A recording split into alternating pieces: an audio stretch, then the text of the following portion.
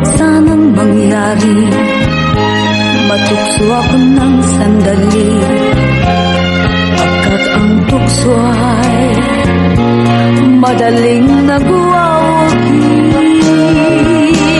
Kay rami ng winasak na tahanan,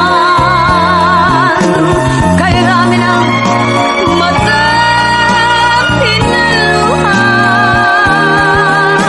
kay rami ng pusong tinugatan o tukso, layuan mo ako.